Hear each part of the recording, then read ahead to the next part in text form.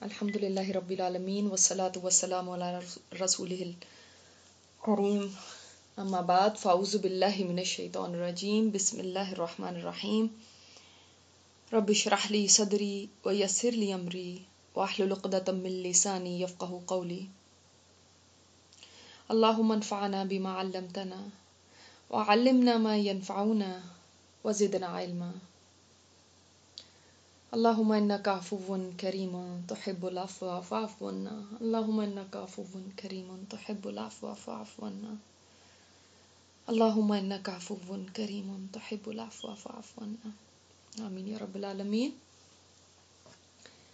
الحمدللہ ہم اس وقت جو آخری عشرہ ہے اس کے مڈ میں پہنچ چکے ہیں، یعنی آخری عشرہ بھی دوڑا چلا جا رہا ہے. اسی میں کوئی ایک لیلۃ القدر ہے، اور اگر ہم یہ سوچیں کہ نہیں صرف ہم طاق رات کو ہی قیام کریں گے، اس میں عبادت کریں گے، ٹھیک ہے اس میں زیادہ کنسنٹریشن سے کریں، لیکن ہمارے نبی صلی اللہ علیہ وسلم کا معمول کیا تھا کہ آخری عشرے کا اعتکاف فرماتے تھے. آخری عشری میں اپنی بیویوں کو بھی جگاتے تھے کہ وہ بھی عبادت کریں. یعنی آپ صلی اللہ علیہ وسلم کے بارے میں آتا ہے کہ آپ تہبند کو مضبوط باندھ لیا کرتے تھے، یعنی کمر کس لیتے تھے، عبادت میں پوری کوشش کرتے تھے. اور دوسرا اس کا معنی یہ بھی ہے کہ اپنی بیویوں سے نہیں ملتے تھے، یعنی بیویوں سے الگ رہتے تھے. تو یہ آخری عشرے کا آپ صلی اللہ علیہ وسلم کا معمول تھا. اور بخاری اور مسلم میں جیسے حضرت عائشہ رضی اللہ تعالیٰ عنہا فرماتی ہیں کہ جب 10 دن راتیں کہہ لیں رمضان کی رہ جاتی تو آپ صلی اللہ علیہ وسلم ساری رات جاگتے تھے اور اپنے گھر والوں کو بھی جگاتے تھے اور کمر کس لیتے تھے، اعتکاف فرماتے تھے. یعنی ان دنوں میں جتنی محنت کرتے تھے نا، اتنی محنت آپ اور دنوں میں نہیں کرتے تھے. آپ صلی اللہ علیہ وسلم کی محنت بھی عبادت میں اور زیادہ بڑھ جاتی تھی. تو وہ ٹھیک ہے کہ طاق رات ہم کہیں تلاش کریں گے، لیلۃ القدر کو کہیں تلاش کریں گے طاق رات میں، لیکن اس کے علاوہ راتوں میں بھی جاگیں، محنت کریں. پورے سال میں ہم کہاں جاگتے ہیں، یا کہاں ہم کوئی محنت کرتے ہیں، یا کہاں ہمیں یہ توفیق ہوتی ہے کہ ہم کچھ عبادت کر لیں. تو اگر پوری رات نہیں آپ جاگ سکتے باقی راتوں میں جو ایون نائٹس ہیں، تو کم از کم 1/3 رات جو ہے اس کا ضرور اہتمام کریں. ہمارے ہاں زیادہ تر یہ بات کہی جاتی ہے کہ یہ 27ویں کی رات ہے، اور بلکہ بعض مساجد میں تو 27ویں کو ہی لیلۃ القدر قرار دے دیا گیا ہے کہ لیلۃ القدر کا پروگرام ہوگا. اور اس چکر میں جو بھولی عوام ہے وہ یہ نہیں سمجھ پاتی کہ یہ تو کوئی کنفرم ہے ہی نہیں کہ کون سی رات ہے. خود سے تو نہیں ہم ڈیفائن کر سکتے نا. ہم جب دیکھتے ہیں صحابہ کرام کے اقوال کو لیتے ہیں، آپ صلی اللہ علیہ وسلم کی بات کو لیتے ہیں، دیکھتے ہیں، تو ہمیں ڈفرینٹ روایات ملتی ہیں. کہیں 21ویں کا بھی ذکر ہے، اور وہ حدیث بخاری اور مسلم دونوں میں ہے. کہیں 23ویں کی بھی بات آتی ہے، کہیں 27ویں کی بھی آتی ہے، کہیں 29ویں کی بھی آتی ہے. بہت اسٹرانگ اسناد کے ساتھ 29ویں کی بھی آتی ہے. تو ہم کنفرمڈ کوئی بھی رات نہیں کہہ سکتے کہ یہی رات ہے، کوئی بھی رات ہو سکتی ہے. اب ہر سال بھی رات بدلتی ہے، یہ نہیں ہے کہ فکس ہے ایک ہی رات ہے. ہر سال ڈفرینٹ ہو سکتی ہے، کسی سال ہو سکتا ہے 21ویں ہو، کسی سال ہو سکتا ہے 25ویں ہو. تو اس لیے کوئی بھی یہ چیز نہیں کہہ سکتا کہ یہ 27ویں ہی ہے یا یہ 29ویں ہی ہے یا جو بھی. ٹھیک ہے، تو ہمیں پھر تمام ہی ان راتوں میں اپنے لیے اہتمام کرنا ہے کہ ہم جاگیں، اور اس کے لیے دن سے ہی ہم اپنی روٹین کو ایسا کریں کہ ہمارے لیے جاگنا آسان ہو جائے. بڑی ہی بابرکت راتیں ہیں اس لیے کیونکہ اگر ان میں لیلۃ القدر مل جاتی ہے نا تو آپ صلی اللہ علیہ وسلم نے فرمایا کہ جو شخص لیلۃ القدر کا قیام کرتا ہے، دیکھیں حدیث میں قیام کا ورڈ ہے، اس لیے زیادہ ہمیں کوشش کرنی قیام کرنے کی، یعنی نوافل پڑھنے کی، اس میں قرآن پڑھنے کی. ہاں ظاہر ہے ہم جیسے لوگ اتنا زیادہ تو نہیں کر سکتے کہ پوری رات ہم کھڑے رہیں، ہماری اتنی ہمتیں نہیں ہیں، تو پھر اس کے بعد پھر ہم بیٹھ کے پڑھنے لگیں، دعائیں کریں، یہ سب ہے. لیکن جو ایک حدیث میں جو آتا ہے وہ قیام کا لفظ ہے، کہ قیام کرتا ہے جو ایمانداری کے ساتھ، نیک نیتی کے ساتھ، یعنی ایمان کے ساتھ اور ثواب کی نیت کے ساتھ، اس کے پچھلے سارے گناہ معاف کر دیے جاتے ہیں. سبحان اللہ، پچھلے پورے گناہ یعنی بالکل ختم کر دیے گئے. تو ہم اپنا اعمال نامہ صاف کرا سکتے ہیں گناہوں سے اس ایک رات کی عبادت کر کے. اور یہ رات بالکل روشن ہوتی ہے، جیسے مطلب سکون ہوتا ہے اس کے اندر، اور نہ زیادہ سردی ہوتی ہے نہ زیادہ گرمی ہوتی ہے، اور صبح تک ستارے نہیں جھڑتے، جیسے ستارے مارے جاتے ہیں نا شیاطین کو، ویسے نہیں ہوتا. اور اس کی ایک نشانی یہ بھی ہے کہ اس صبح کو سورج جو ہے وہ تیز شعاؤں کے ساتھ نہیں نکلتا، بلکہ 14ویں رات کے چاند کی طرح صاف نکلتا ہے. جیسے 14ویں رات کا چاند ہوتا ہے نا، یعنی بہت زیادہ اس کی ریز نہیں ہوتی، مدھم ہوتا ہے، مدھم روشنی والا. اس بارے میں یہ بھی آیا کہ لیلۃ القدر صاف پرسکون سردی گرمی سے خالی رات ہے. تو یہ تھوڑی سی اس کی نشانی ہے. باقی یہ کہ اتنی بابرکت رات ہے کہ اس رات فرشتے زمین پہ اتنی تعداد میں اترتے ہیں، اتنی تعداد میں کہ کہا جاتا ہے سنگریزوں کی گنتی سے بھی زیادہ ہوتے ہیں. جتنے زمین پہ پتھر ہیں نا، ان سے بھی زیادہ فرشتے نازل ہوتے ہیں. سبحان اللہ. تو معمولی بات نہیں ہے، یہ بہت بڑی ویلیوبل رات ہے یہ. امام مالک تو فرماتے ہیں کہ رمضان کی آخری 10 راتوں میں لیلۃ القدر کی یکساں جستجو کرو، یعنی ایکول آپ اس کو تلاش کرو ساری راتوں میں. کسی ایک رات کو بھی دوسری رات پہ ترجیح نہ دو کہ یہ والی میں جاگوں گی، وہ نہیں جاگوں گی، نہیں یہ ایون ہے، نہیں یہ تو ہو ہی نہیں سکتی. نہیں، ہر رات میں جاگو، جسٹ ٹو میک شیور کہ ہمیں مل جائے. تو ایک روایت میں آتا ہے کہ سدرۃ المنتہا، جو آپ کو پتہ ہوگا 7ویں آسمان پہ جو حد ہے، اس سے آگے کوئی نہیں جا سکتا، اور جنت کے ساتھ اٹیچڈ ہے یہ. اس کی بلندی جنت میں ہے. سدرا ہے نا، وہ درخت ہے نا، اور اس کی شاخیں اور ڈالیاں کرسی کے نیچے ہیں. اس میں اس قدر فرشتے ہیں جن کی گنتی اللہ کے سوا اور کوئی نہیں جانتا. اس کی ہر شاخ پہ بے شمار فرشتے ہیں، ایک بال برابر بھی جگہ ایسی نہیں ہے جو فرشتوں سے خالی ہو. اور اس درخت کے بیچوں بیچ، یعنی سدرۃ المنتہا جو ہے، اس کے بیچ میں جبرائیل علیہ السلام کا مقام ہے. تو اللہ تعالیٰ کی طرف سے جبرائیل علیہ السلام کو آواز دی جاتی کہ اے جبرائیل، لیلۃ القدر میں اس درخت کے تمام فرشتوں کو لے کے زمین پہ جاؤ. تو یہ سارے کے سارے فرشتے رحمت لے کے اور دلوں میں ہر مومن کے لیے اچھے رافت کے اور رحم کے جذبات لے کے اترتے ہیں. اور کب سے اترنا شروع کرتے ہیں؟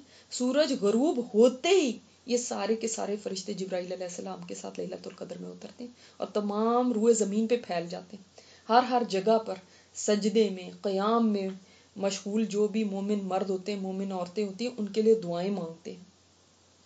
ہاں جہاں پہ نہیں جاتے، جیسے شرک کے جو جگہیں ہوتی ہیں، جیسے گرجا گھر ہیں، مندر ہیں، آتش کدے ہیں، بت خانے ہیں، جہاں پہ اوروں کی پرستش ہو رہی ہو، وہاں پہ نہیں جاتے.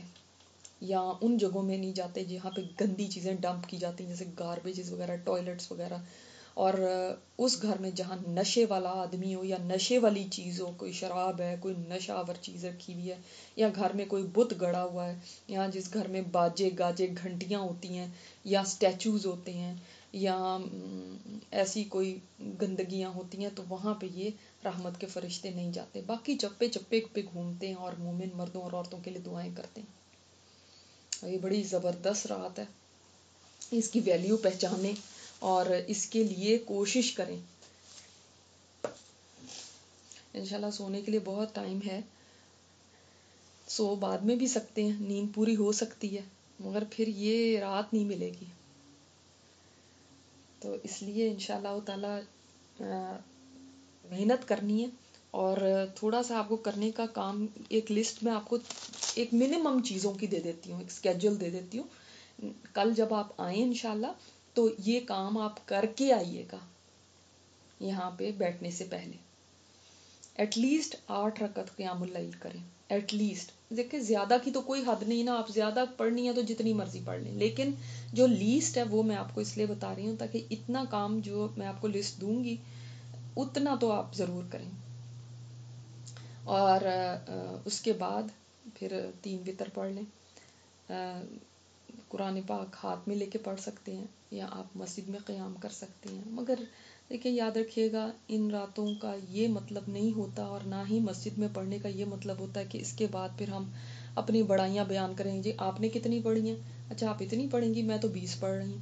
اچھا 20 والے 8 والوں کو نیچا دیکھیں، 8 والے 4 والوں کو نیچا دیکھیں. یہ اس لیے نہیں ہوتا، آپ کو کیا پتا کوئی گھر جا کے کیا کرتا ہے. اور افضل یہ ہوتا ہے کہ نفلی عبادت جو ہے اتنی زیادہ اوپنلی نہ کی جائے، اس کو چھپا کے کیا جائے. جو لوگ مسجد جانے سے نہیں میں منع کرتی، مگر جو لوگ وہاں پہ جا کے پھر ٹھیک ہے اپنی عبادت کریں اور واپس آ کے گھر میں بھی خود کریں، صرف وہاں کے لیے نہیں رکھیں. یا وہاں پہ آدھا کر لیں اور پھر باقی آ کے گھر میں کریں، تو یہ زیادہ بہتر ہے. ایک سپارہ ضرور قرآن کا مکمل کریں، ایک کم از کم ہے یہ.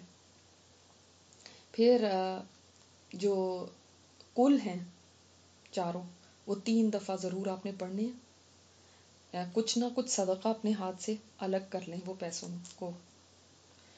اسی طرح ایک تسبیح آپ تیسرے کلمے کی کر کے آئیے گا.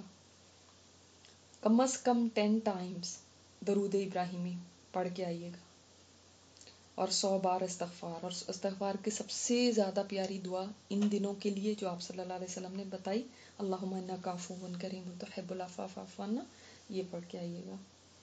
واعظ و نصیحت کی مجلس جیسے ہم یہ کر رہے ہیں الحمدللہ اس میں آپ شامل ہو جائیں. اسی طرح اگلی چیز جو ہے اللہ کی بارگاہ میں رو رو کے دعائیں کرنی ہیں. تو یہ ایک چھوٹا سا اسکیجول میں نے آپ کو دے دیا تاکہ آپ یہ ساری چیزیں ہی اس میں کور ہو گئیں. ذکر بھی ہو گیا، قرآن بھی ہو گیا، نوافل بھی ہو گئے، سب چیزیں ہو گئیں.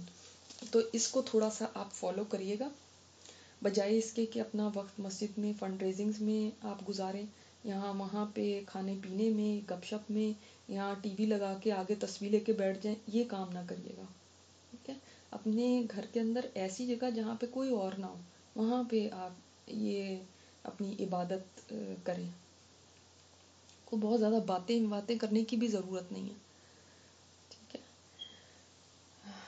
تو انشاءاللہ تعالی یہ آپ پورا کر لیں گے تو انشاءاللہ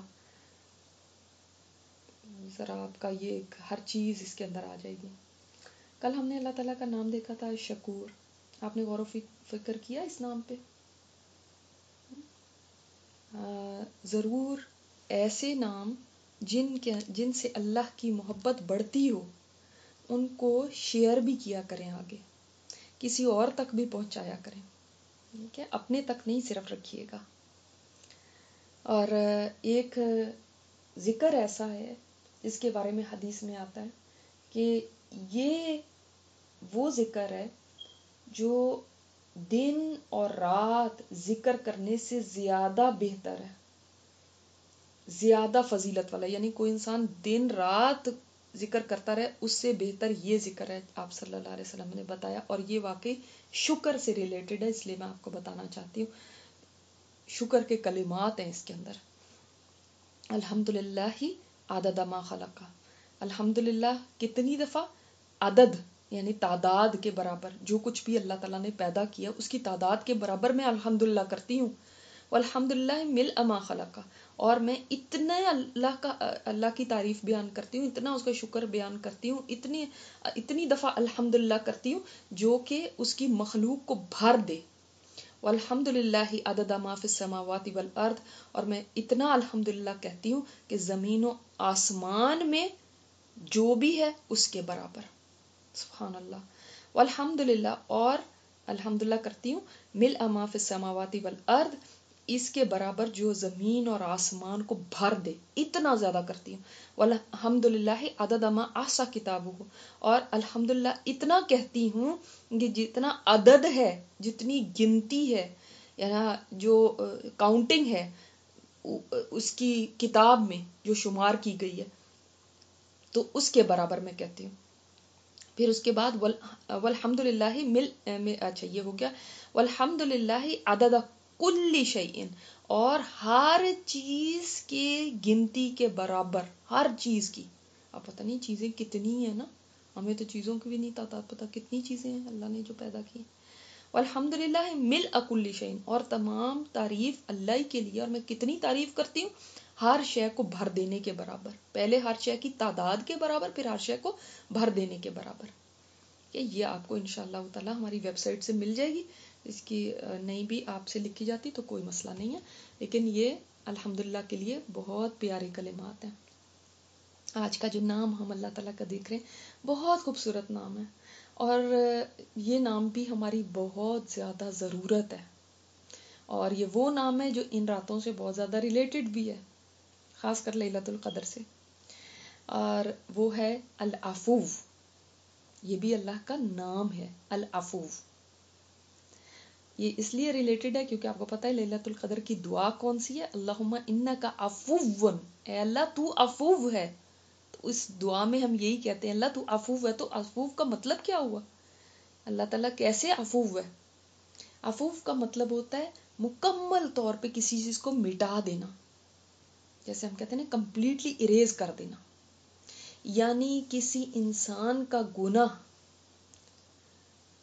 جب کوئی بھی گناہ کر لیتا ہے تو العفو اس کو ایسے مٹا دیتا ہے کہ اس کا نام و نشان بھی نہ رہے، اور اعمال نامے سے بھی ڈیلیٹ، کہ انسان قیامت کے دن اپنے اعمال نامے کو جب کھولے گا تو وہاں پہ وہ گناہ نظر ہی نہیں آئے گا. حتیٰ کہ وہ العفو ذات گناہ گار کو بھی بھلا دیتا ہے کہ اس نے یہ گناہ کیا. ورنہ آپ کو پتہ نا کئی گناہوں کی گلٹ انسان کو بے چین رکھتی ہے، وہ خوفزدہ رہتا ہے. اللہ تعالیٰ وہ ذات ہے العفو کہ وہ اس گلٹ سے انسان کو نکال دیتا ہے. اس کی ایک اگزامپل دیکھیں کہ جو کمپیوٹر کو کچھ سمجھتے ہیں تو آپ نے دیکھا ہوگا کمپیوٹر میں ہم بعض فائلز کو سسٹم کے اندر جا کے ڈیلیٹ کر دیتے ہیں، اور بعض دفعہ ایسا ہوتا ہے کہ وہ سامنے مین سکرین سے تو ڈیلیٹ ہو جاتی ہیں مگر اندر سسٹم کے پڑی رہتی ہیں. جب آپ چاہتے ہیں تو واپس اس کو اندر سے نکال کے لے آتے ہیں، کیونکہ وہ سسٹم کے اندر ہے، سامنے نہیں نظر آ رہی. یہ جو چیز ہے نا یہ غفور ہے کہ ڈھانپ دیا اللہ نے، اور جو عفو ہے نا وہ بالکل سسٹم سے ہی ڈیلیٹ کر دیا، وہ گناہ ہمارے اعمال نامے سے بالکل نکال دیا. یہ ہے ہی نہیں، آپ اس کو سرچ کریں گے وہ ہے ہی نہیں، موجود ہی نہیں. اور العفو جو اللہ تعالیٰ کا نام ہے نا، اس میں اس کی بڑی محبت ہے اور کیئر ہے. اور ہم نے الغفور الغفار اللہ تعالیٰ کا نام دیکھا تھا، یہ نام اس سے بھی زیادہ اس کے اندر وسعت ہے. ایک طرح سے کہہ لیں کہ ہمیں اللہ تعالیٰ کے اس نام کی، اس صفت کی بہت زیادہ ضرورت ہے، اس لیے کہ ہم سب چاہتے ہیں کہ اللہ تعالیٰ ہمارے لیے العفو بن جائے، کہ ہمارے گناہوں کو مٹا دے. تو یہ بہت پاورفل ہے، الغفور سے زیادہ یہ پاورفل ہے معنی میں نا. عرب کہا کرتے تھے جب کوئی جیسے آفت الریح کہتے تھے کہ ہوا چلی اور اس نے مٹا دیا کس کو، جو قدموں کے نشانات پڑتے تھے نا، تو ہوا چلتی تھی تو قدموں کے نشان مٹ جاتے تھے، تو اس کو کہتے تھے عفو. یعنی مٹا دینا، بالکل ختم، پتہ ہی نہیں چل رہا کہ یہاں پہ کچھ چیز تھی. جب یہ نام قرآن کریم میں 5 دفعہ آیا اور بہت بڑی دلیل ہے اللہ کی محبت کی. جو اس کی بندے سے محبت ہے نا، اس کی بہت بڑی یہ پروف ہے کہ اللہ تمہاری کتنی کیئر کرتا ہے، کہ تمہارے سارے گناہوں کو وہ مٹانے کو تیار ہے. ان کے آثار تک، ان کے کوئی ٹریس بھی نہیں رہے گا. اور جب سارے گناہ مٹ گئے تو اب اللہ سے مانگو کہ اب کیا سوال کرتے ہو. اب تمہاری سلیٹ کلین ہو گئی، نیو سٹارٹ لے سکتے ہو، سن فری سٹارٹ آف لائف. گناہوں سے پاک صاف زندگی شروع کر سکتے. تو یہ اللہ تعالیٰ کا نام ہمیں بڑی امید دلاتا ہے کہ دیکھو اللہ یہ بھی کر سکتا ہے اور اس کو کوئی پرابلم نہیں ہے کرنے میں. اور یہ نام قرآن میں جہاں پہ آیا نا، سبحان اللہ، بڑے بڑے گناہوں کے لیے آیا. جیسے موسیٰ علیہ السلام جب بنی اسرائیل کو چھوڑ کے گئے تھے اور انہوں نے بچڑا پوجنا شروع کر دیا تھا، تو اللہ تعالیٰ فرماتا ہے کہ اللہ نے ان کو معاف کر دیا اس لیے کہ وہ العفو ہے. یہ کتنا بڑا گناہ تھا ان کا. اور اگلی جگہ احد سے بھاگنے والوں کے لیے آیا، یہ بھی ایک کبیرہ گناہ ہے. تو سبحان اللہ، یہ نام بگ سنز کے لیے آیا، اس لیے یہ یعنی بہت بڑا نام ہے. اب دیکھیں، جیسے میں نے آپ کو بتایا کہ الغفور کا اور الغفار کا جب آپ کو بتایا تھا، تو میں نے آپ کو بتایا تھا نا، ہم لوگ جب جیسے فاؤنڈیشن یا کنسیلر استعمال کرتے ہیں اپنے داغ دھبے یعنی کور کرنے کے لیے، تو وہ نام جو ہے نا وہ کور کرنے والا ہے گناہوں کو. لیکن العفو جو ہے وہ مٹا دینے والا. اب جیسے کہ ہمارے جو داغ دھبے ہیں اس کے اوپر تو ہم وہ لگاتے ہیں تاکہ کور ہو جائے، لیکن اگر کوئی ڈاکٹر آپ کو کہے کہ اب ایسی ٹریٹمنٹ آئی ہے جس سے آپ کے دھبے مکمل طور پہ ویسے ہی ختم ہو جائیں گے، ہم مٹا ہی دیں گے، آپ کی اسکن کے اوپر نظر ہی نہیں آئیں گے، تو آپ کیا پریفر کریں گے؟ ان کو کور کرنا یا ان سے گیٹ ریڈ آف کرنا، کہ کسی طرح ایسا ہو جائے کہ مٹی جائیں، مجھے اس کی بھی ضرورت نہ پڑے کہ کور کیا جائے. ڈھانپنے میں پھر بھی چیز تو موجود رہتی ہے نا، مگر مٹانے میں تو چیز بالکل ختم ہو جاتی ہے. اسی سے یہ دیکھیں کہ جب اللہ تعالیٰ الغفور الغفار ہے نا، تو اس میں بھی اللہ نے گناہ تو معاف کر دیا مگر وہ اعمال نامے میں موجود ہے. اللہ تعالیٰ ایکسپوز نہیں کرے گا تمہیں، کسی کو بتائے گا نہیں، تمہیں ڈھانپ دے گا، دوسرے کے آگے اس کو لے کر نہیں آئے گا گناہ کو، مگر گناہ is still there، اعمال نامے میں ہے، لکھا ہوا ہے. قیامت کے دن اللہ تعالیٰ اس کے اوپر سوال فرمائے گا لیکن سزا نہیں دے گا. اور یہ میں نے آپ کو وہ حدیث بتائی تھی، اگر آپ کو یاد ہو، کہ اللہ تعالیٰ ایک بندے کو بلائے گا اور اسے کہے گا کہ میرے بندے تو نے یہ گناہ کیا ہے؟ وہ کہے گا ہاں اللہ میں نے یہ گناہ کیا ہے. پھر وہ اللہ تعالیٰ فرمائے گا تو نے یہ کیا ہے؟ وہ کہے گا ہاں یہ بھی میں نے کیا. پھر اللہ تعالیٰ فرمائے گا تو نے یہ کیا، یہ بھی میں نے کیا. اس طرح list keeps on going on, آگے آگے آگے ایک ایک گناہ کو اللہ تعالیٰ یاد کرائیں گے، ایک ایک گناہ کو، حتیٰ کہ وہ انسان سوچے گا بس میں مارا گیا، اب نہیں، میں نے بچنا نہیں ہے، اب تو بس میں جہنم میں گیا ہی گیا. ظاہر ہے سارے گناہ وہاں پہ لکھے ہوئے ہیں. اچھا، اب وہ یہ سارا کچھ پردے میں ہو رہا ہے، باہر والوں کو نہیں پتا چل رہا، باہر والے کو آواز نہیں آ رہی، کچھ بھی ان کو نہیں سمجھ آ رہی کہ کیا کنورسیشن ہو رہی ہے، ٹھیک ہے. تو ان کے سامنے تو انسان ایکسپوز نہیں ہوا، لیکن اللہ تعالیٰ اس کو گنوا رہا ہے، یہ کیا، یہ کیا، یہ کیا. اب سوچیں، ہم امیگریشن پہ کھڑے ہوتے ہیں، وہاں پہ اگر وہ کمرے میں لے جائیں اور انویسٹیگیشن شروع کر دیں، آپ نے یہ کیا، یہ ہے، یہ آپ کے، یہ بے شک اس کے بعد چھوڑ بھی دیں گے، ہمیں پتہ ہے کہ چھوڑ دیں گے، ہماری کوئی غلطی نہیں، ہمارا کوئی ایسا پرابلم نہیں ہے، لیکن وہی کتنی مشکل ہوتی ہے انٹروگیشن، یہ سوال جواب بھی کتنا مشکل ہوتا ہے، اور اس وقت دل پہ کیا گزر رہی ہوتی ہے. تو اللہ تعالیٰ سزا نہیں دے رہا لیکن بس پوچھ رہا ہے تم نے یہ کیا. اب وہ جو کھڑے ہونا ہے نا وہاں پہ جواب دہی کے لیے، ہم تو انسانوں کے سامنے کھڑے ہونے سے ڈرتے ہیں، چاہے ہم بالکل معصوم ہوں، بے گناہ ہوں، پھر بھی ڈرتے ہیں. ایک خوف ہوتا ہے کہ سوال ہو رہا ہے مجھ سے، کہاں اللہ کی عدالت میں. تو یہ ہے اللہ تعالیٰ کا الغفار اور الغفور ہونا، کہ اللہ تعالیٰ پھر فرمائے گا کہ ٹھیک ہے میں نے تمہاری دنیا میں بھی پردہ پوشی کی تھی، میں یہاں پہ بھی تمہارا پردہ رکھتا ہوں، میں نے تمہیں معاف کیا، جاؤ. لیکن وہ ٹائم سوچیں جس کے اندر یہ سارے گناہ اس کے سامنے آ رہے ہیں. ٹھیک ہے، اور بندوں کو کسی کو نہیں پتا کہ یہ کیا کیا اس نے کیا. ٹھیک ہے، یہ ہے الغفار اور الغفور. لیکن جب ہم کہتے ہیں نا اللہ تعالیٰ العفو ہے، تو سبحان اللہ، اللہ اس گناہ کو معاف بھی کر دیتا ہے اور اس کو بالکل وائپ آؤٹ کر دیتا ہے. قیامت کے دن اللہ تعالیٰ اس کا سوال ہی نہیں کرے گا، اس لیے کہ وہ تو اعمال میں ہے ہی نہیں ہے. سوال کس بات کا؟ کہ جو چیز اعمال میں ہوگی اسی کا سوال ہوگا نا. اور اللہ تعالیٰ فرشتوں کی میموری سے وہ مٹا دیتا ہے کہ وہ بھی نہیں اٹھ کے کہہ سکتے کہ اللہ ہم گواہی دیتے ہیں، کیونکہ فرشتوں کی بھی شہادتیں ہوں گی نا اس دن، کہ وہ کہیں کہ ہم گواہی دیتے ہیں اس نے یہ فلاں فلاں غلط کام کیا تھا. پھر اور کس نے گواہی دینی ہے گناہوں کی؟ یہ اعضاء. اللہ تعالیٰ ان اعضاء کو بھی بھلا دیتا ہے. جب وہ العفو ہے نا تو ان اعضاء کو بھی بھلا دیتا ہے. یہ اعضاء نہیں ہمارے خلاف بول سکیں گے، پھر اور کیا خلاف گواہی دے سکتا ہے؟ یہ زمین کے چپے، یہ چیزیں گواہی دیتی ہیں کہ اللہ اس نے یہاں پہ میرے اوپر یہ گناہ کیا تھا. اللہ تعالیٰ ان زمین کے ٹکڑوں کو بھی بھلا دے گا. تو تمہاری تو ساری گواہیاں ہی مٹا دی آپ تمہارے رب نے. سبحان اللہ. کوئی بھی کھڑا ہو کے یہ نہیں کہہ سکے گا اس نے فلاں فلاں یہ چیز کی. اور انسان کو خود بھی بھول جائے گا، اور وہ اپنی بک کھولے گا اس میں کوئی بھی نہیں لکھا ہوا گناہ. تو ہماری ضرورت کیا ہے کہ اللہ تو ہمارے لیے العفو بن جا. اللہم انکا عفو تحب العفو فاعف عنا. اللہ تجھے تو یہ پسند ہے. اور سبحان اللہ سب سے پیاری بات یہ، اللہ کو یہ کرنا پسند ہے.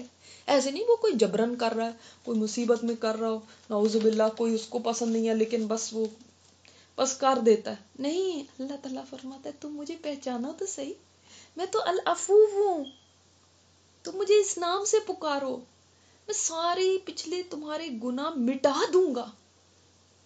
یہ کتنا بڑا اللہ تعالیٰ کو تحفہ ہے نا. جس کو یہ نام سمجھ آ جائے، بتائیں وہ کبھی مایوس ہو سکتا ہے نا؟ وہ تو بس یہ کہے گا کہ میں بس اللہ تیرے آگے پڑ گیا، تو اب میرے گناہوں کو مٹا دے، میرے اعمال نامے سے ریسیٹ بٹن دبا دے. ریسیٹ ہو گیا سب کچھ، پچھلا سارا ڈیلیٹ، اب ریسیٹ. اب پریشانی کی ضرورت نہیں، اب آگے دیکھو. سبحان اللہ. تو اللہ وہ ہے کہ جو اس طرح سے انسان کے لیے یعنی معاملہ فرماتا ہے، اتنا رحم کا، اتنی شفقت کا، اتنی مہربانی کا، کہ ایسے مٹا دیتا ہے. یہ کام کوئی بھی اور نہیں کر سکتا، کوئی بھی نہیں کر سکتا. دیکھیں انسان ہے نا، انسان معاف بھی کر دیں تو ان کے دل میں کہیں اس کی بات رہ ضرور جاتی ہے کہ یہ فلانے وقت میں ایسا ہوا تھا. آپ صلی اللہ علیہ وسلم نے وحشی کو معاف بھی کر دیا تھا، لیکن فرماتے تھے کہ میرے سامنے نہ بیٹھا کرو، میرے زخم تازہ ہو جاتے ہیں. تو وہ پیچھے جا کے بیٹھتے تھے، آپ صلی اللہ علیہ وسلم کے سامنے نہیں بیٹھتے. جب مسلمان ہو گئے تھے حضرت حمزہ کا ان کو جنہوں نے شہید کیا تھا، بعد میں مسلمان ہو گئے، آپ صلی اللہ علیہ وسلم سے نہیں دیکھا جاتا تھا، تکلیف ہوتی تھی. ان کے اللہ کی ذات وہ ہے کہ انسان اللہ ہی کی نافرمانی کرتا ہے، اسی کے حکموں کو توڑتا ہے، اور پھر اللہ اثر سے پاک ذات ہے، وہ یہ نہیں فرماتا کہ پھر بھی تمہیں میں معاف تو کر دوں گا لیکن وہ بات نہیں بنے گی. نہیں، مٹا دے گا ہر جگہ سے. نہ آسمان کو یاد، نہ زمین کو یاد، نہ تمہاری بکس میں لکھا ہوا. سبحان اللہ، سبحان اللہ. اچھا ہم کتنا زور لگا لیں، کسی کو آپ پیسے دے دیں، کروڑوں روپیہ دیں، کچھ دیں، بادشاہتیں دے دیں، مجھے بتائیں کس کے پاس پاور ہے کہ ہماری اعمال نامے میں سے، ہماری بک سے جا کے ڈیلیٹ کر سکے؟ کسی کے پاس ہے پاور؟ کوئی سپر پاور کو بھی دنیا میں کہہ دیں وہ بھی نہیں کر سکتا، یہ صرف اللہ کر سکتا. اللہ اکبر. ایک دیہاتی آپ صلی اللہ علیہ وسلم کے پاس آیا تھا. آپ کو بات پہلے بتائی بھی تھی میں نے کہ اس نے آ کے پوچھا تھا کہ قیامت کے دن ہمارا حساب کتاب کون کرے گا. تو آپ صلی اللہ علیہ وسلم نے فرمایا اللہ. اور اس کو یہ تھا کہ کسی بندے کے ہاتھ میں تو نہیں دیا جائے گا کہ بھئی چلو ہر نبی اپنے امت کا حساب کر لے، یا ہر ٹیچر اپنے اسٹوڈنٹس کا کر لے، یا ہر ماں باپ اپنی اپنی اولادوں کا کر لیں، یا ہر نیک آدمی جو بڑا اس علاقے کا نیک ہے وہ اپنے اپنے علاقے کے لوگوں کا کر لے. تو اس نے پوچھا کہ کیا وہ بندوں کو دے گا حساب کرنے کے لیے یا خود کرے گا؟ آپ صلی اللہ علیہ وسلم نے فرمایا وہ خود حساب لے گا. تو بدو نے سکھ کا سانس لیا، بولا اگر اللہ حساب لے گا نا پھر تو کوئی فکر کی بات ہی نہیں، اس لیے کہ وہ رحمان ہے اور وہ بڑا معاف کرنے والا ہے. آپ صلی اللہ علیہ وسلم نے فرمایا اس نے اللہ کو صحیح پہچانا ہے، آکے اس نے پہچان لیا. اور آپ سوچیں اس بات پہ ذرا غور کریں، سمپل سی بات ہے لیکن تھوڑا سا غور کریں تو آپ کو اتنی تسلی ملتی ہے کہ اللہ تو حساب لے گا تو تجھ سے بڑا تو رحمان کوئی ہے نہیں، تجھ سے بڑا رحیم کوئی نہیں، تجھ سے بڑا ستیر کوئی نہیں، تجھ سے بڑا غفور اور غفار اور عفو کوئی نہیں ہے، تجھ سے زیادہ مجھ سے محبت کرنے والا کوئی نہیں ہے، تجھ سے بڑھ کے میرا خیال کرنے والا کوئی نہیں ہے. انسان تو ایسے رب کے ساتھ جب اس کا واسطہ ہے اور اس سے معاملہ پڑنے والا ہے تو بے فکر ہو جاتا ہے کہ اللہ تو ہے نا، تیرے ہاتھ میں ہے نا، تو پھر کیا فکر ہے. کبھی دل چاہتا ہے کہ کوئی انسان میرے اعمال نامے کو دیکھے، چاہے ماں باپ ہی کیوں نہ ہو، ان کے سامنے بھی ہمارے پول کھلیں گے. ہم نہیں یہ چاہتے. ان کے بہت ساری چیزیں ہوتی ہیں ماں باپ کو نہیں پتا ہوتی بچوں نے کیا کیا ہے. یہ معاملات کھل گئے ان کے سامنے تو ہو سکتا ہے وہ بھی ہمیں معاف نہ کریں. دنیا میں ہی بعض دفعہ والدین بچوں کی نالائکیاں دیکھ کے کہہ دیتے ہیں دور ہو جا ہماری نظروں سے. ماں کہتی تجھے دودھ نہیں بخشوں گی، باپ کہتا ہے میں تجھے آگ کر دیتا ہوں.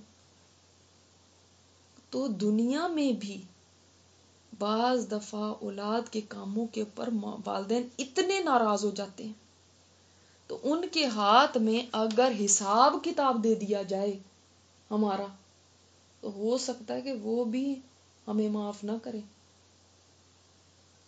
تو اسی طرح اور کون ہے جو ہمارا بہت زیادہ ہمدرد ہے؟ ہمارے نبی صلی اللہ علیہ وسلم.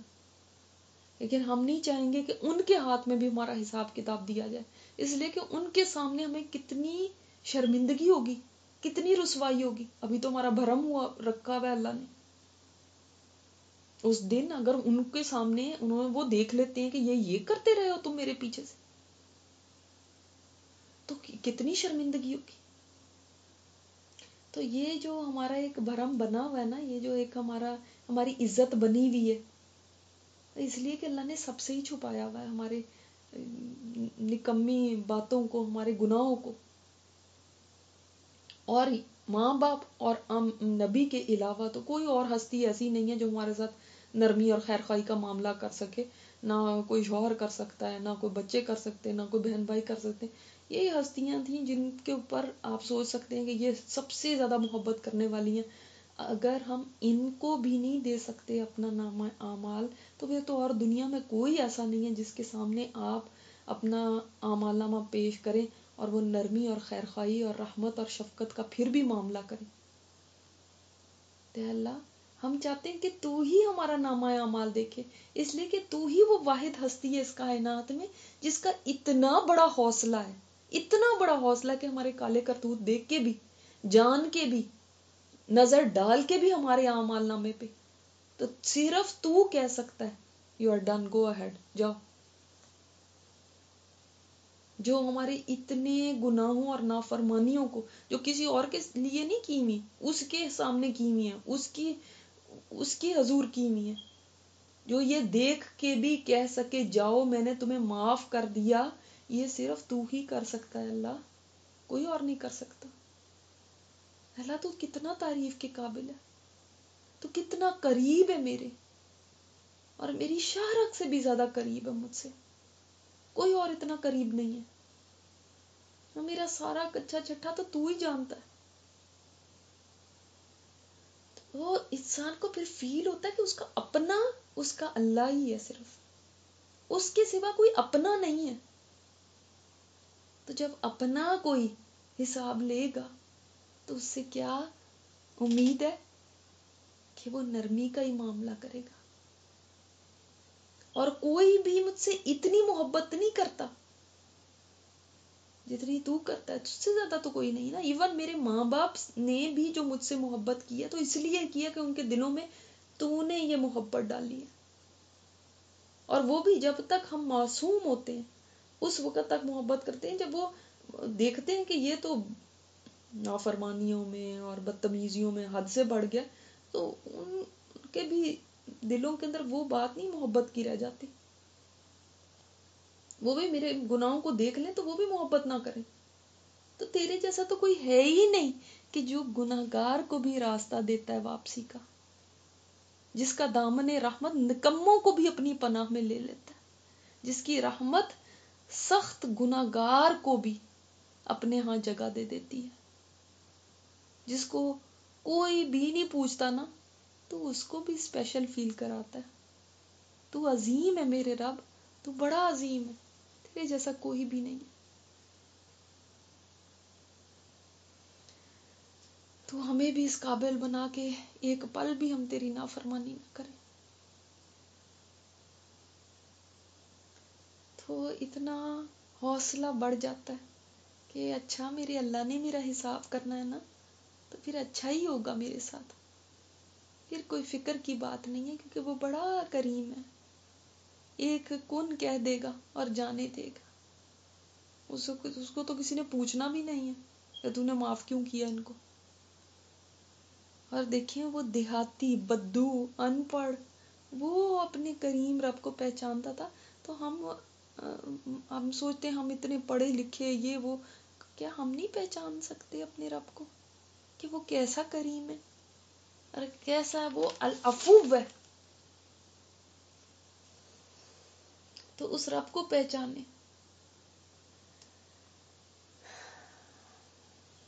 کبھی ایسا ہوتا ہے ہماری کچھ عادات ایسی ہوتی ہیں جو صحیح نہیں ہوتی, لیکن ظاہر ہے وہ ہم کر کر کے عادی ہو چکے ہوتے. تو اب اس کے بعد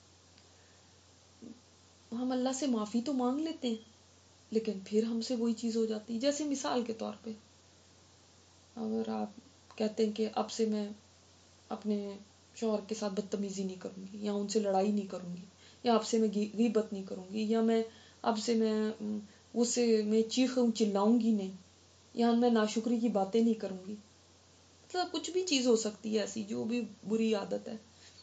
اچھا اب توبہ کر لی اس سے, بڑے رو رو کے توبہ کی کہ میں بڑی غلط کرتی رہی ہوں, مجھے ایسے نہیں کرنا چاہیے تھا, یہ نہیں. پھر ابھی توبہ کی ہے, اگلے دن تو پھر کوئی جذبات آ گئے ایسے, پھر وہی چیز کر دی.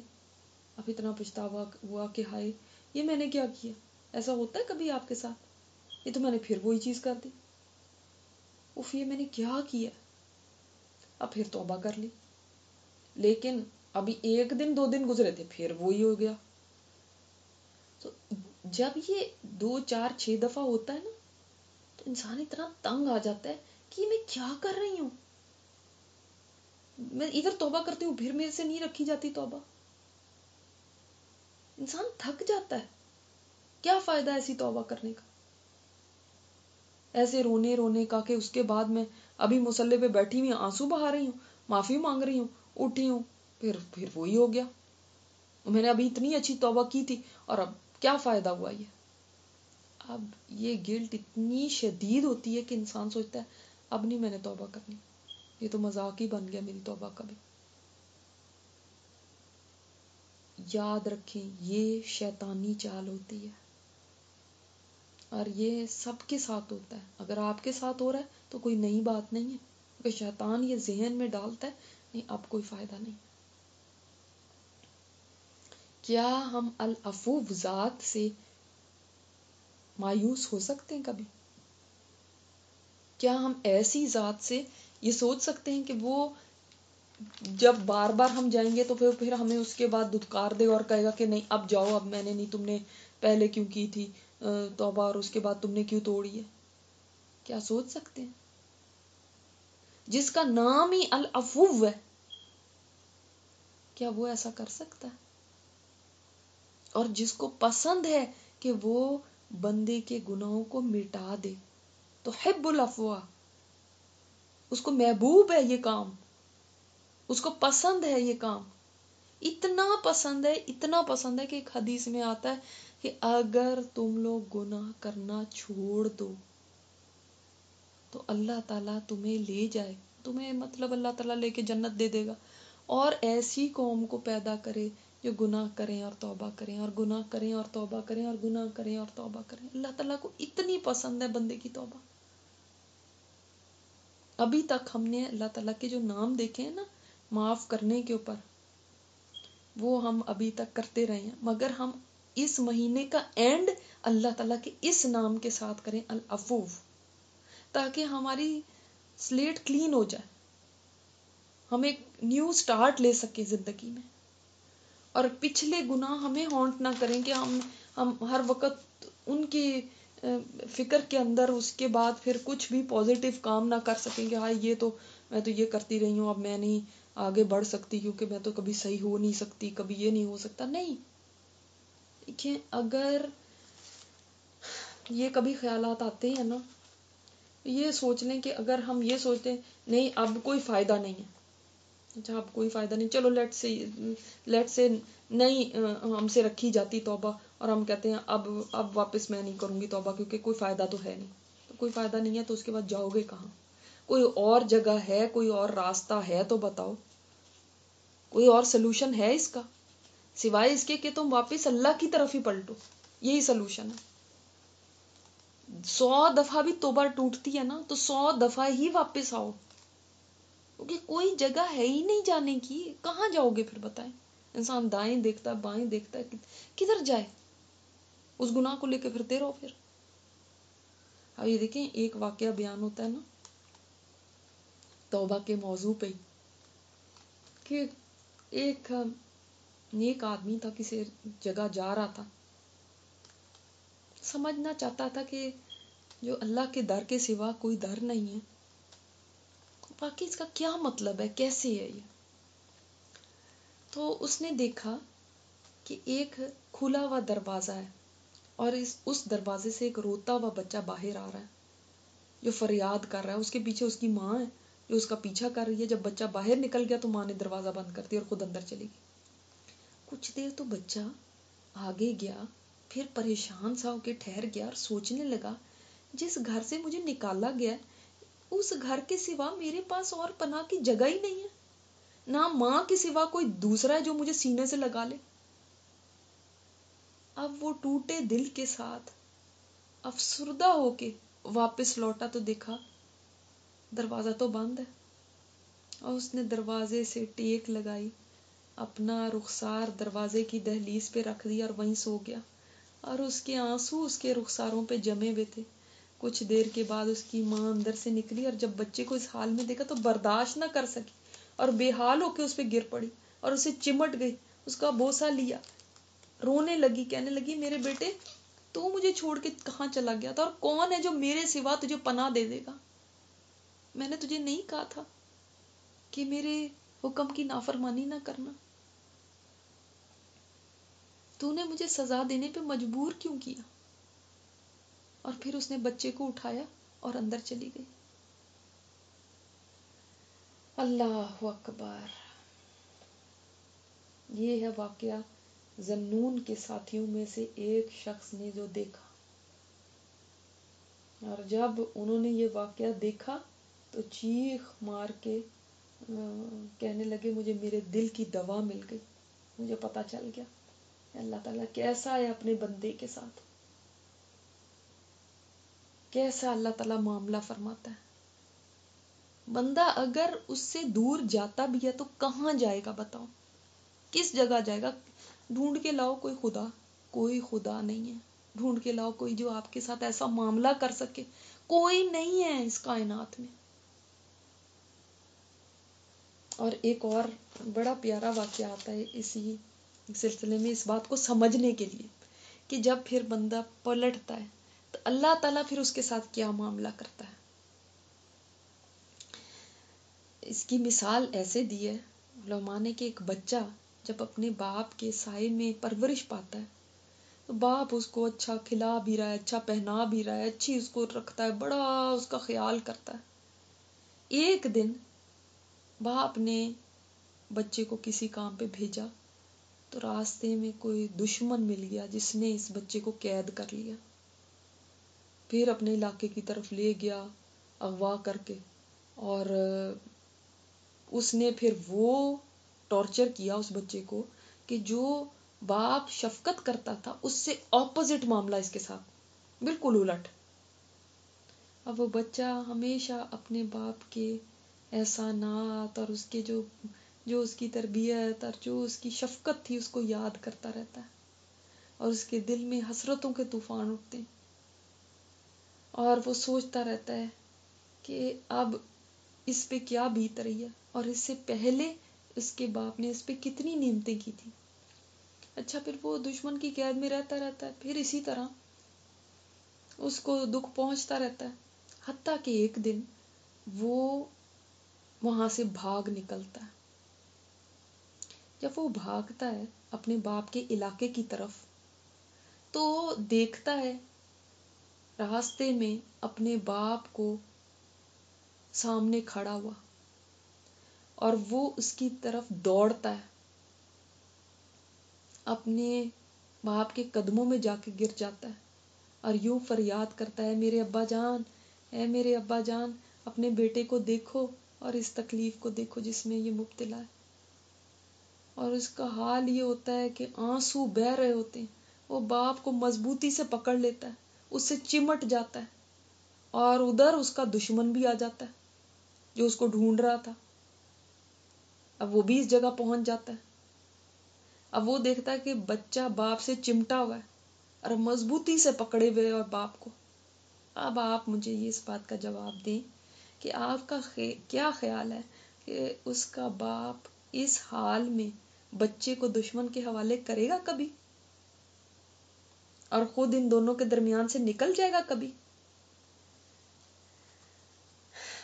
پھر اس ذات کے متعلق کیا خیال ہے جو اپنے بندے پر اس سے بھی زیادہ مہربان ہے جتنا ایک باپ یا ایک ماں اپنے بیٹے میں مہربان ہوتے ہیں؟ جب بندہ اپنے دشمن سے، شیطان سے بھاگ کے اپنے پروردگار کے پاس آ جاتا ہے، اپنے آپ کو اس کے دروازے پہ ڈال دیتا ہے، اس سے چمٹ جاتا ہے اور اس کے سامنے رو رو کے اپنے رخسار اس کی دہلیز کی خاک میں ڈال دیتا ہے، اور یوں کہتا ہے، میرے پروردگار مجھ پہ رحم کر، کیونکہ تیرے سوا مجھ پہ رحم کرنے والا کوئی نہیں ہے، تیرے سوا کوئی نہیں ہے میرا مددگار، مجھے کوئی پناہ دینے والا نہیں، کوئی میرے ساتھ تعاون کرنے والا نہیں، میں محتاج ہوں، میں بے بس ہوں، بے زور ہوں، میں تجھ سے سوال کرتا ہوں، تو میری جائے پناہ ہے، تیرے سوا کوئی پناہ کی جگہ نہیں۔ اب بتائیں کہ وہ رب پھر دھتکارے گا اور وہ کہے گا جاؤ چلے جاؤ، اور وہ دشمن کے حوالے کر دے گا، چھوڑ دے گا؟ تو خود ہی پڑا رہے، یہ آپس میں نبٹتے رہے؟ کبھی بھی نہیں، وہ بھی حفاظت کرے گا۔ انسان کتنی دفعہ بھی گرے، کبھی اس چیز کو ذہن میں نہ آنے دے، آئے گا خیال، ضرور آئے گا کہ نہیں یہ کیا بات ہو گئی، پھر ٹوٹ گئی توبہ، پھر ٹوٹ گئی توبہ۔ یہ جو لوگ بھی واقعی توبہ کرتے ہیں نا جینوینلی، پھر بڑا دکھ ہوتا ہے کہ جس وقت وہ توبہ ٹوٹتی ہے۔ لیکن ایک بات یاد رکھیے گا، آپ کو کون سا بچہ زیادہ اس کے اوپر رحم آتا ہے، یا آپ اس کو اس کے لیے آپ کے دل میں جگہ ہوتی ہے، جو چلنا سیکھ رہا ہے، یا جو ایک سیکھ چکا ہے، اور ایک وہ ہے جو ابھی سیکھ رہا ہے، ایک دفعہ گرتا ہے، پھر اٹھتا ہے، پھر گر جاتا ہے، پھر اٹھتا ہے، پھر گرتا ہے، وہ اسی طرح گرتا پڑتا جاتا ہے۔ وہ جو سیکھ چکا ہے چلنا، اس کے اوپر زیادہ پیار آتا ہے یا اس پہ آتا ہے کہ یہ بار بار کھڑا ہونے کی کوشش کرتا ہے، تھکتا نہیں ہے، بار بار کھڑا ہوتا ہے، پھر گر بھی جاتا ہے، پھر اٹھنے کی کوششیں شروع کر دیتا ہے۔ اسی طرح ہم جیسے لوگ ہیں جو بار بار گرتے ہیں، پھر کھڑے ہوتے ہیں، پھر گر جاتے ہیں. تو مایوس نہیں ہونا اس گرنے سے، پھر سے اٹھنا ہے. گر گر کے ایک دن تو اللہ کے راستے پہ چلنا سیکھ ہی لیں گے نا.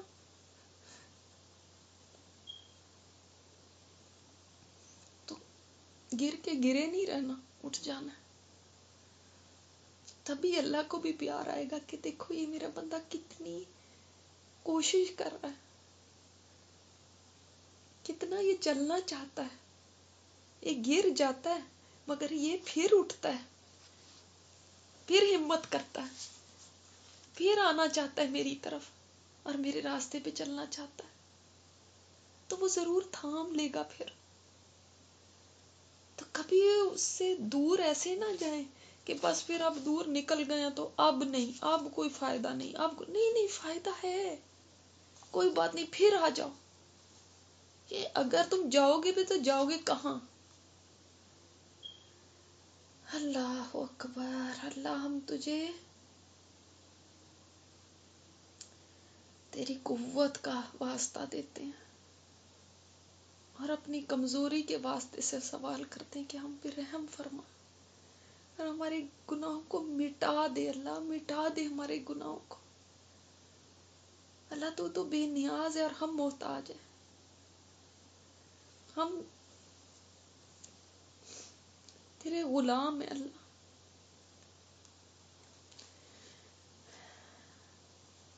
اللہ تعالیٰ کے سامنے لاچار بن کے پڑ جائیں، اپنے آپ کو جھکا دیں اس کے آگے. دل بھی جھکا ہونا چاہیے، صرف سر نہ جھکائیں، دل بھی جھکاؤ، دل میں ندامت ہو تو اللہ ضرور معاف کر دے گا. دیکھیں توبہ کا دروازہ اتنا بڑا ہے نا، اتنا بڑا ہے کہ اس کے جو کواڑ ہے نا، یعنی جو اس کی دونوں طرف کے فاصلے ہیں، دونوں سائیڈز کے، اتنے ڈسٹینس پہ ہیں جتنا ڈسٹینس مشرق اور مغرب کے درمیان ہے.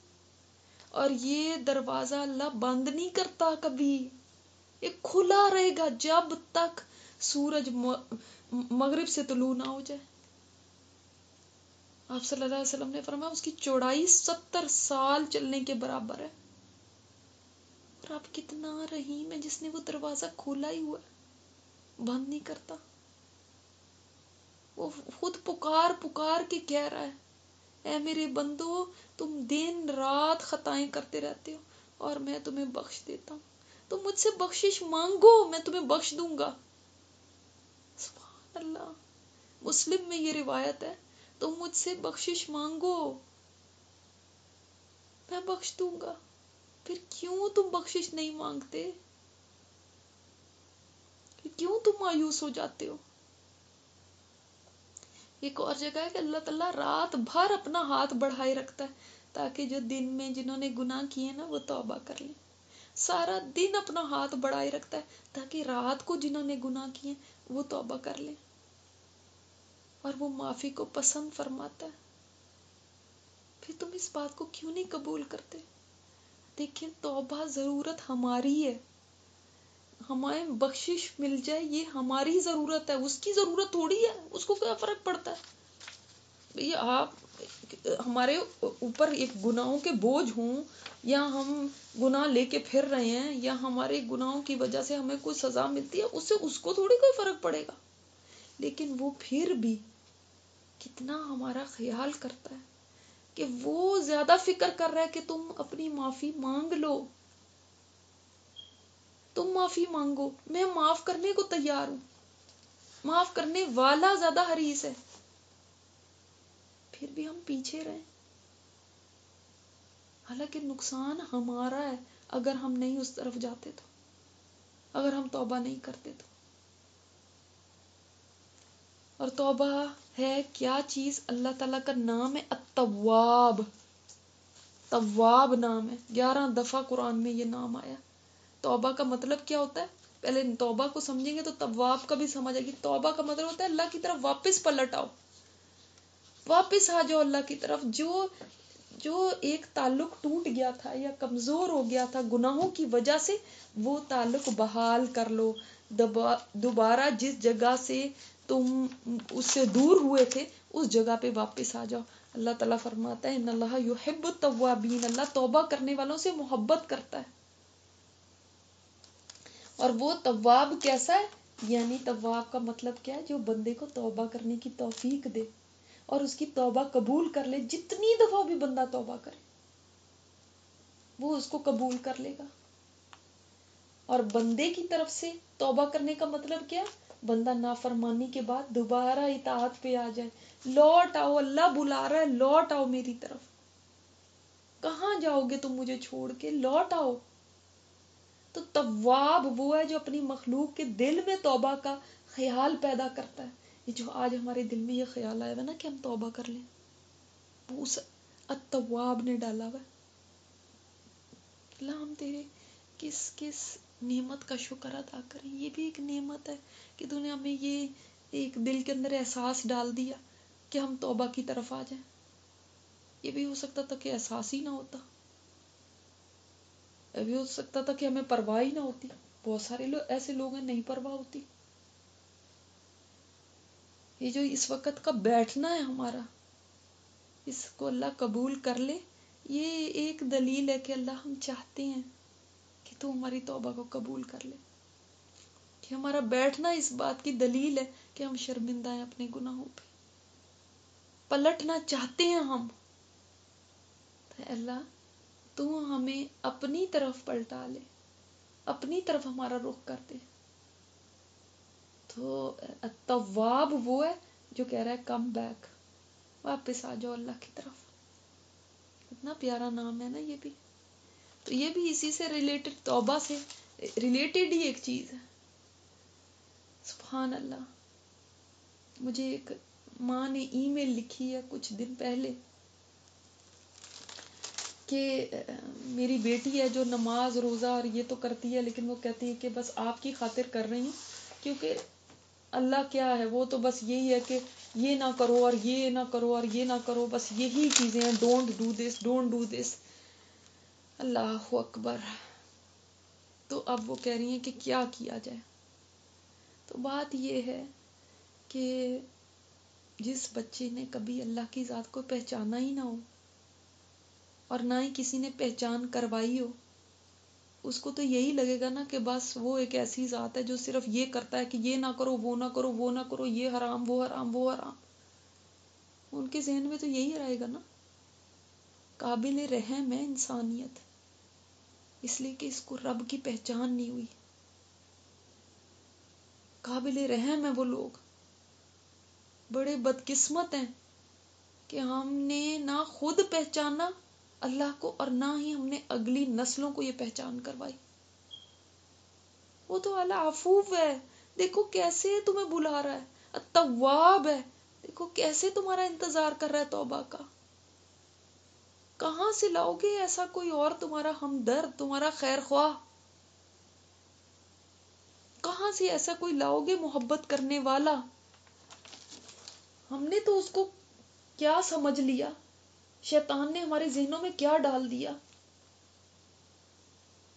تو ہم نے اصل میں خود ان کو یہی بتایا، یہ حرام، وہ حرام، یہ منع، وہ منع.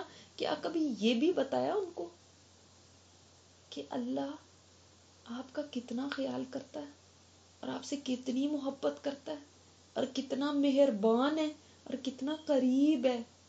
آپ اس سے دور چلے جاتے، وہ کہتا ہے میں قریب ہوں تمہارے.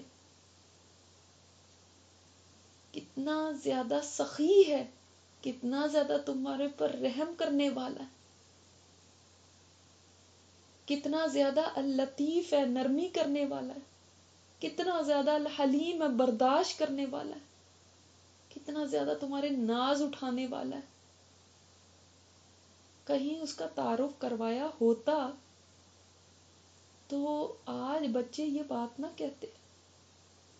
یہ سب سے بڑی جہالت ہے ہماری کہ ہم نے اسی کو نہ پہچانا جس نے ہمیں سب کچھ دیا، جس نے ہمیں پیدا کیا.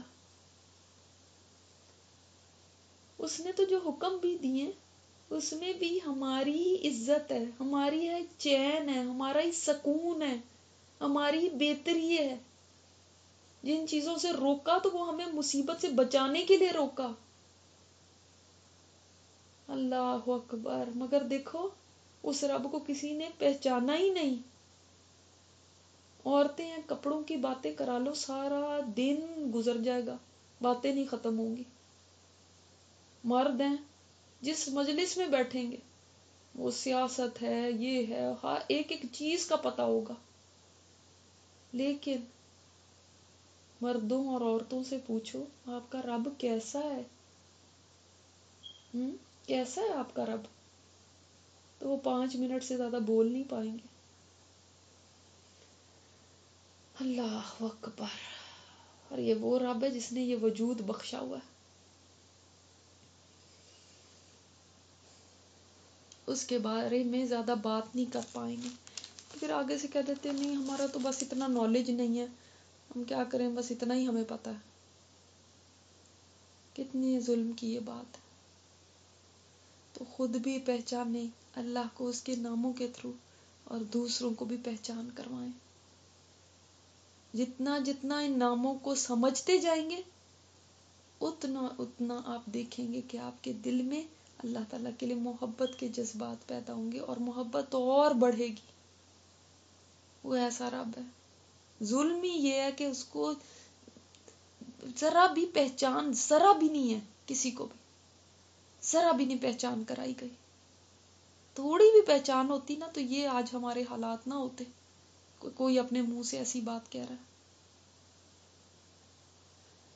تو اسی اللہ کے نام کو لے کر آج ہم دعائیں مانگیں اللہ تعالیٰ سے، اور یہ یقین کے ساتھ کہ وہ التواب ہے، وہ ضرور توبہ قبول کرنے والا ہے. وہ محبت کرتا ہے تبھی چاہتا ہے نا بندہ پلٹ آئے. تو اسی طرح وہ العفو ہے، اور میں اس نام کے ساتھ اس کو پکاروں تاکہ وہ میرے گناہوں کو مٹا دے، مٹا کے رکھ دے. اور یہ رمضان جب میں اینڈ کروں تو ایسے کروں جیسے آج پیدا ہوا بچہ ہے. اور کبھی بھی یہ خیال نہ دل میں آئے توبہ کرتے ہوئے کہ فیوچر میں کیا ہوگا، پتہ نہیں یہ میں رکھ سکوں گی توبہ یا نہیں. آج تو توبہ کر لو نا، فیوچر کو چھوڑ دو. آج توبہ کرو اور سچی توبہ کرو. زبان سے بھی کہو، اللہ سے توبہ استغفار کرو، اور دل میں بھی ندامت لے کر آؤ کہ میں نے اس رب کا جیسے حق تھا ویسے حق نہیں ادا کیا. میں نے کیا کیا اس کی بارگاہ میں. اس کے ساتھ آج ہم توبہ استغفار کریں اپنے اللہ کے آگے. اور جیسے پہلے ہم گناہوں میں دوڑتے رہے ہیں، اسی طرح اب نیکی میں دوڑنا شروع کر دیں. یہی ثبوت ہے اس بات کا کہ واقعی ہمیں شرمندگی ہے اپنے گناہوں پہ. اللہ تعالیٰ ہم سب کو معاف فرما دے. اللہم انکا عفو کریم تحب العفو فاعف عنا. سبحانک اللہم وبحمدک نشہد ان لا الہ الا انت نستغفرک ونتوب الیک. السلام علیکم ورحمۃ اللہ وبرکاتہ.